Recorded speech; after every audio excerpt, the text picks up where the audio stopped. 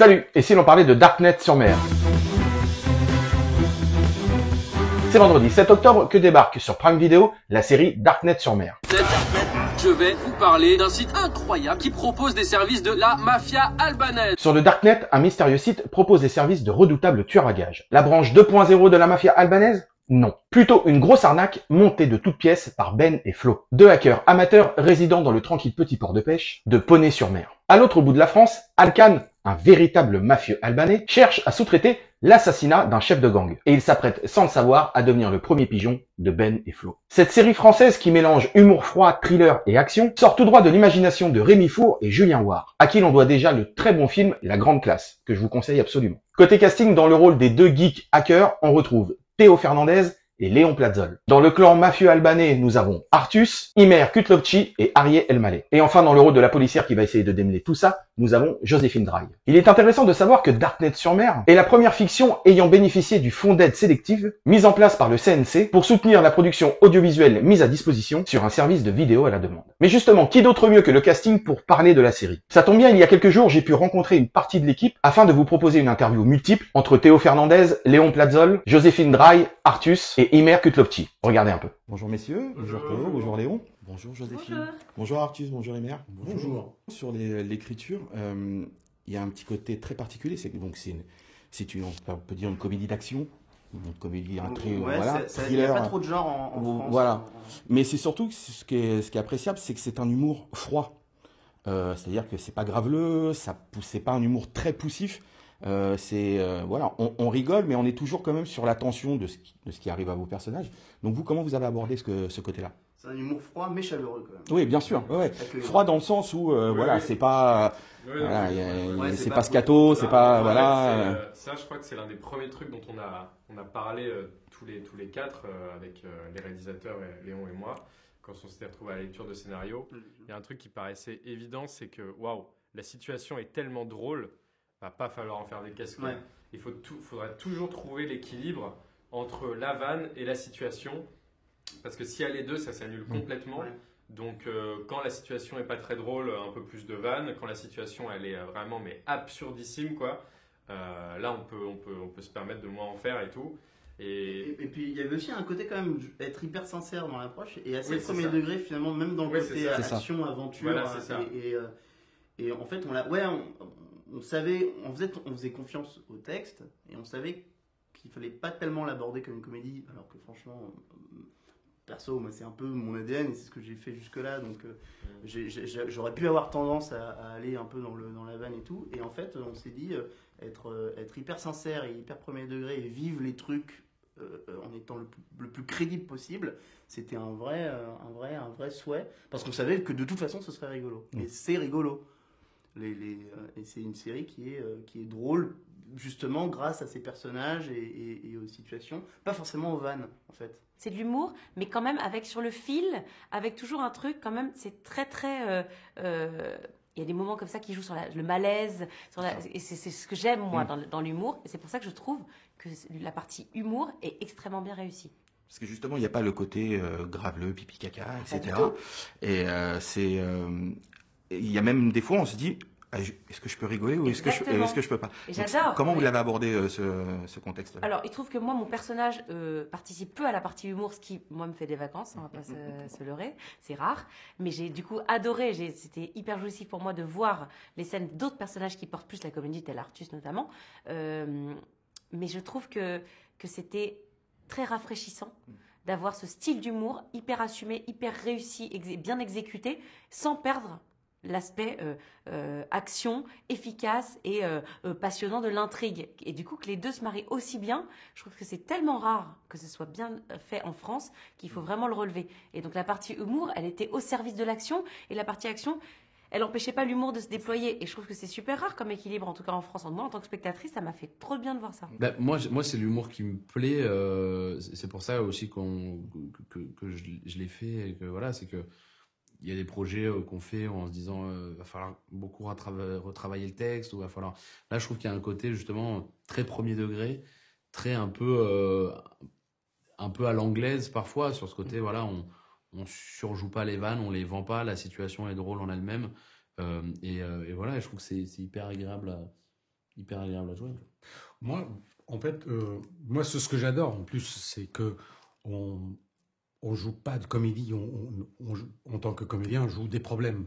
On a des problèmes et on les joue. Après, c'est la situation, la manière, bien sûr, avec toujours la comédie qui arrive. Mais en fait, c'est ce que j'adore en tant que comédien.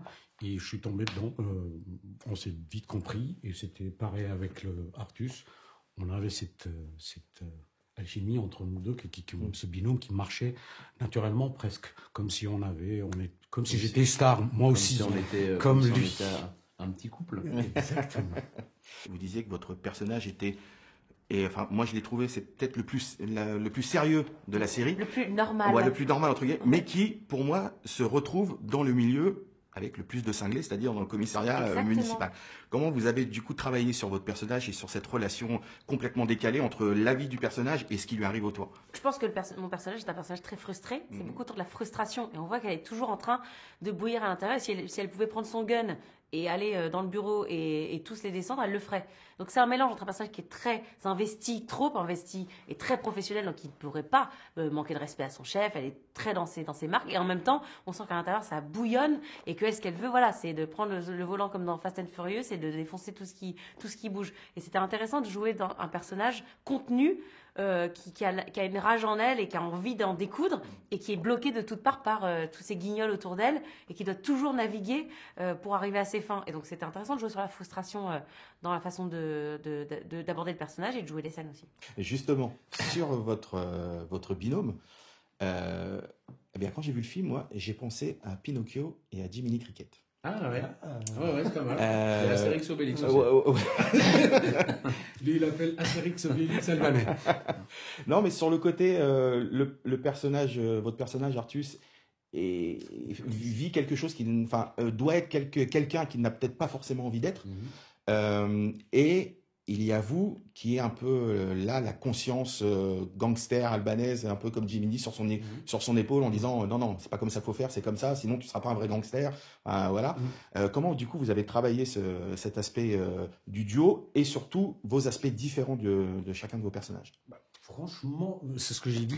Avec nous, il y a quelque chose que dès le premier jour de répétition, Ouais, on s'était fluide. comme si on s'était compris textuellement, mais sans rien dire. En fait, il y avait quelque chose. On est fait l'un pour l'autre, je crois. Et donc, non, mais c'est vrai que ça a marché très vite et je pense qu'on a vite compris les personnages. Et on s'est compris, même entre nous, ça a marché bien avec les réalisateurs, que, bien sûr, qui nous ont rajouté, qui nous ont expliqué, en tout cas pour moi, un petit peu que voilà, c'est un gangster qui est dur, qui est brut, mais en même temps, il est très doux, il a ce côté humain en lui-même qui va sortir au fur et à mesure des épisodes. Ouais, et puis il y a un vrai rapport. Moi c'est un enfant en fait, un peu il joue au gangster, mais voilà, et dès qu'on lui tape sur les doigts, enfin surtout, il apporte une vraie crédibilité à Vérane parce qu'il sait très bien que sans lui, ça fait longtemps que sa couverture serait grillée et qu'il se serait soit fait buter, soit fait exclure du clan. Donc voilà, il respecte ses paroles, voilà, et en même temps, il y a des fois le rôle s'inverse un peu parce que quand lui, il est très avec son portable et très geek, machin, ça s'inverse un peu où lui, il arrête, pose son portable, donc. Je trouve qu'ils ont un rapport vraiment sain. Il y a pas de dominant. Ils sont tous les deux dans le rapport. Des fois, c'est moi qui lève un peu la voix. Des fois, c'est plus souvent lui quand même. Mais en tout cas, chacun dans leur domaine et chacun dans leur truc. Et Alkan, il a du bagou, il a du machin. Donc, ça passe. Je pense que si on l'avait inversé, lui se serait fait griller depuis des années. Parce que, voilà, donc ils ont chacun cette carte à jouer de Alkan, c'est le bagou, la tchatch, le machin. Lui, c'est le vrai. Lui, s'il doit te mettre une balle dans la tête, il te la met sans problème. Moi, je vais t'expliquer pourquoi je vais pas te la mettre. C'est autre chose. Ben, en fait, c'est des frères. C'est des amis, plus que des amis, je pense, parce qu'ils sont prêts à mourir tous les deux l'un pour l'autre. Toi, à la fin. Moi, je suis un peu plus là. Je suis pas sûr que je mourrai. Oui, mais tu rentres dans... Mais c'est vrai que sans spoiler, à la fin, il y a quand même un acte de bravoure d'Alkan qui est pour son pote. Alors on connaît Joséphine Draille, humoriste, actrice. Maintenant on a Sarah Connor. Parce qu'il y a quand même des scènes, la scène dans le couloir. Elle est pas mal cette scène. Ouais, j'aime bien qu'on très m'appelle. surpris. Sur le tournage, je voulais qu'on m'appelle Josiane Bourg. Ça n'a pas pris forcément, Ouais, j'ai bah, essayé oui. d'imposer ça. Du coup, comment vous avez travaillé cette partie-là de l'action? Pour le coup, là, je l'ai Ouais, pas parce que là, travaillé il y a- toute seule dans ma Ouais, chambre. ouais, il y a une, Là, je travaillais il y a avec une équipe. vraie chorégraphie. il y a- Complètement. Avec un super chorégraphe de bagarre qui s'appelle Alain Goldberg et qui m'a accompagné avec évidemment son équipe, parce que je devais me battre avec un comédien que j'ai revu plusieurs fois. Et c'est quand même très chorégraphié. Et ce qui était chouette, c'est que c'était assez prévu en amont pour pas être en panique sur le tournage. Ça n'empêche pas les accidents parce qu'il y en a eu 2-3 quand même. Des coups par-ci par-là un peu mal visés. Bah, c'est peut-être aussi parce que j'étais novice, mais j'étais tellement à fond que moi je me serais. C'est vous qui avez donné les coups, c'est vous qui les avez reçus. Non, j'en ai reçu un mauvais coup, mais je pense que c'était parce que je devais être mal positionnée. C'était pas la faute du comédien. Et une autre fois, je me suis pris aussi un gun en voulant désarmer un personnage. Je me suis pris un gun dans le front. Voilà, c'était des souvenirs de petits débordements. Mais oui, c'est une préparation, franchement, hyper à prendre au sérieux, quoi. Parce que déjà, après, si en tant que comédien on se blesse ou quoi, on est pour les assurances, enfin pour la suite du tournage, et puis surtout pour que ce soit le plus crédible et le plus réaliste. Donc, si jamais le résultat est au rendez-vous, je peux être fière de moi. Ça match, oui, ça match. C'est un kiff. On joue, notre métier c'est de jouer, donc forcément plus on nous donne d'accessoires et de trucs pour jouer, tu vois, t'es content de jouer avec des caplas parce que quand t'as de l'imaginaire c'est cool, mais quand on te donne un costume de cow-boy t'es encore plus content. Tu vois, donc là c'est un peu ça quoi. C'est des rêves de gamin. Ouais. En plus, c'est quelque chose qu'on a la première chose qu'on a vue, c'est qu'on capte le plus ces actions-là. Donc c'était vraiment bien. T'aimes bien jouer avec les pistolets. Hein. Ah oui. On va parler de vos personnages maintenant. On va commencer avec vous, Théo. Et j'ai trouvé avec le personnage de Flo, je vous ai trouvé beaucoup de similitudes. Quelqu'un plutôt timide, là, vous ressemblez physique, vachement, ouais, quoi. vous ressemblez vachement. Moi et le personnage de Flo. Ouais. Parce que- Non, c'est-à-dire que l'heure. plutôt quelqu'un. Non, excusez-moi, pardon. Plutôt quelqu'un d'introverti, assez timide et qui se dévoile par contre dès qu'il est devant son ordinateur, un peu comme vous quand vous êtes devant la caméra. Est-ce que vous avez ressenti cette similitude et comment vous avez travaillé votre personnage? Bah ouais, en fait ça dépend parce que oh, c'est compliqué. Parce que parfois je suis très extraverti dans la vie et parfois pas du tout. Mais j'ai jamais vraiment été timide. C'est que parfois j'ai pas l'énergie. C'est plutôt une question d'énergie. Alors, moi, j'ai pas envie. En fait. Voilà, pour être franc. Je laisse tomber. Non, mais quand je suis, par exemple, c'est vrai que sur Darknet, j'étais très, j'aurais pu paraître très introverti. J'étais assez seul dans mon coin, etc. Mais c'est juste pour me rester concentré, pour mon calme intérieur, quoi. Et mais je m'adapte en fait. Quand il y a beaucoup de brouhaha autour, je vais pas parler. Puis quand il y a personne qui parle, je vais parler. Donc je sais pas, mais je vois ce que vous voulez dire pour répondre à votre question. En fait, c'est pas tant que j'ai pu faire le rapprochement avec moi. J'ai pu faire le rapprochement avec tellement de gens. C'est comme les comiques sur scène qui lâchent tout. On dirait que c'est des gens chaleureux, hyper drôles, avec qui tu as envie d'être ami. Et en fait, tu les vois à la sortie, les mecs ils sont déprimés, ils prennent leur Lexomil et puis ils boivent un whisky tout seul et tout. Donc il y a souvent ce contraste, mais avec beaucoup de gens. Moi, vu que j'ai beaucoup passé de temps devant mon ordinateur, etc., je connais un peu les gens de YouTube, Twitch et tout. Et c'est un peu pareil, il y en a beaucoup qui sont devant la caméra, sur YouTube, mais très humains, très sociaux en fait, et qui dans la vraie vie ne le sont pas du tout. Du coup, je me suis plus inspiré de ces gens-là que de moi-même. J'ai senti qu'elle avait quand même quelques sentiments, en tout cas, j'ai l'impression, pour le personnage joué par Théo. Bien joué, vous avez l'œil. Merci. Vous avez l'oreille. N'est-ce pas? Peut-être que la comédienne joue bien aussi, c'est pour ça. Oh. Mais du coup, voilà, ce relationnel-là, parce qu'il est pas clairement dit, il n'est pas C'est fait clairement exprès, défini, clairement. voilà. Comment vous avez travaillé avec Théo sur ce truc-là pour pas être trop justement dans le. On s'est évité pendant le tournage. J'ai pas voulu voir ça. Je viens de l'interviewer, je peux Ouais, c'est peux ça. comprendre. Oui. Non, pour le coup, on s'est très bien entendu. Et c'est quelqu'un de très drôle et sensible dans la vie. Et on n'en a pas du tout parlé de ça. Et la seule scène où vraiment il y a eu on va dire, où c'est clairement adressé et réciproque, parce qu'on sent qu'à la fin, il y a peut-être sans vouloir spoiler, que peut-être qu'il accepte de me voir autrement. J'essaie de me faire voir de lui autrement pendant toute la série. Et en fait, c'est quelque chose qui s'est fait naturellement, sans en parler, sans le travailler, sans même aborder le sujet, même en blague avant. Mais pour le coup, quand on a fait les scènes et quand on a joué la scène en question, ça s'est fait, ça a eu lieu. Donc c'est aussi la magie du moment. Et je pense qu'il n'y avait pas besoin d'en parler plus. À vous, Léon, Ben, votre personnage, il est plutôt en quête d'émancipation et il veut sortir de sa cave de geek et être reconnu. Et plus avoir peur surtout.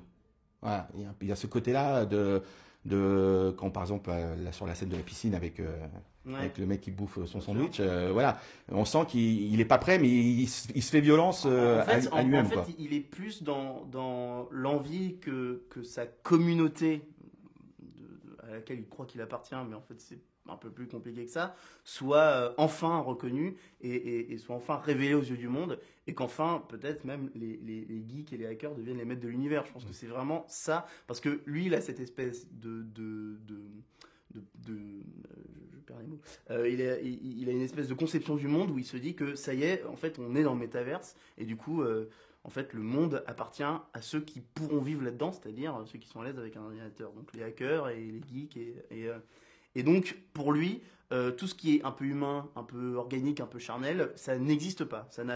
Parce que de toute façon, dans 10 ans, on sera tous des avatars dans une sorte de métaverse gigantesque. Alors, ça sert à rien de s'attacher aux gens, ça sert à rien d'avoir du relationnel. C'est vu que dans quelques années, le monde ne marchera plus comme ça. En fait, il va...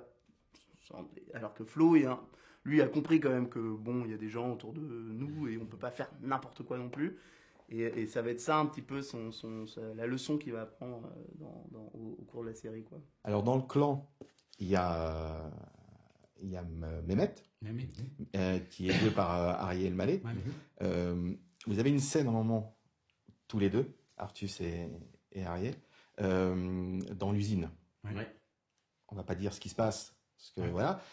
Mais je trouve que pour moi c'est la scène la plus drôle de la série.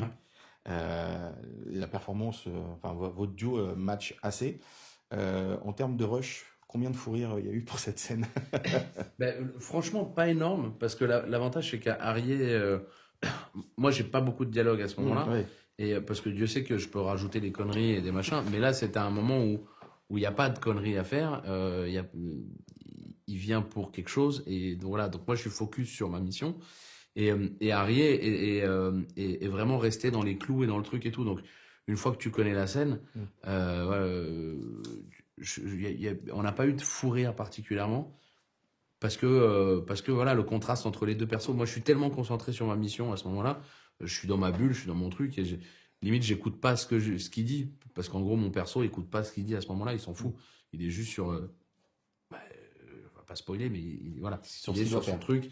Et je pense qu'Arié aurait pu raconter n'importe quoi. Dans tous les cas, je l'écoutais pas, parce que mon perso n'a pas à l'écouter à ce moment-là. Donc c'est vrai que et puis dès que tu te regardes pas dans les yeux, on est souvent l'un derrière l'autre dans cette scène, dès que machin.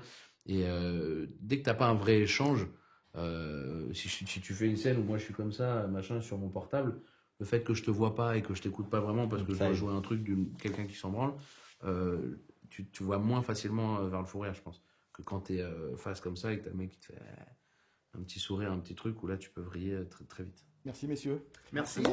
Eh bien merci Joséphine. Merci à vous. Eh bien merci messieurs. Merci beaucoup. Mais alors, que vaut la série Darknet-sur-Mer? Eh bien, elle repose sur un humour froid, pince sans rire, qui arrive à déstabiliser le spectateur dans le bon sens. Car cet humour arrive toujours dans des situations sérieuses, voire même dramatiques, et on se sent même parfois gêné de rigoler, et c'est ça qui est bon. Au-delà du rire, la série est un vrai thriller d'action où se mêlent course-poursuite, bagarre chorégraphiée, et je peux même vous dire que ça tire de partout. Sur les personnages, les deux duos formés d'un côté par Théo Fernandez et Léon Platzol, et de l'autre par Artus et Imer Kutlovci, fonctionnent tous deux à merveille. Le personnage de Théo est très introverti et se libère que quand il est face à son écran d'ordinateur, alors que le personnage de Léon en a marre et veut briser sa coquille pour montrer aux gens qu'il est bien plus qu'un simple geek. Quant à Artus, en mafieux albanais aussi doux qu'un nounours, il essaie de trouver sa place dans un monde qui n'est peut-être pas le sien, mais heureusement il est épaulé par Imer Kutlovci, excellent dans le rôle de ce mafieux badass au grand cœur. Une mention spéciale pour le personnage joué par Ariel Mallet, méconnaissable et complètement déjanté, et je peux vous dire qu'il nous offre ici une super performance. Et nous avons le meilleur pour la fin, et sans doute le personnage le plus normal de la série, j'ai nommé Joséphine Draille dans le rôle de cette policière, qui rêve de prouver à ses supérieurs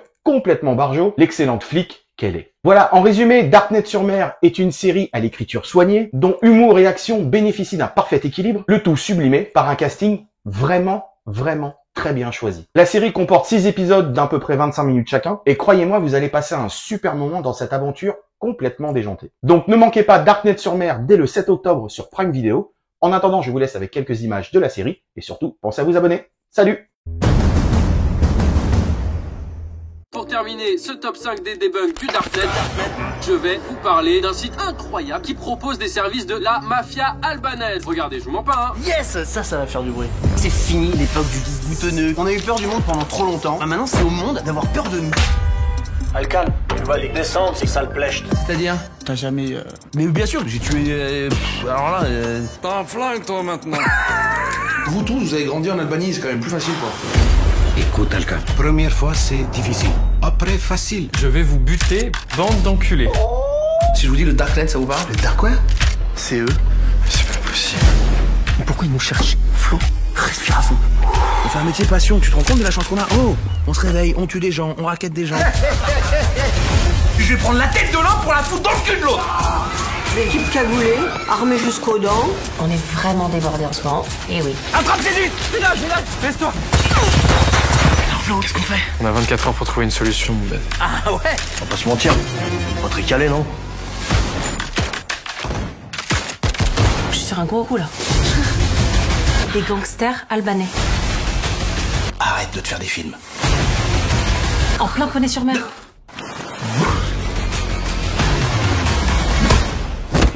C'est du très lourd, là.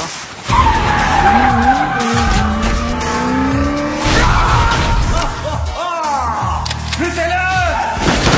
Il s'en passe des choses dans votre bled, on a fait un peu de bonheur.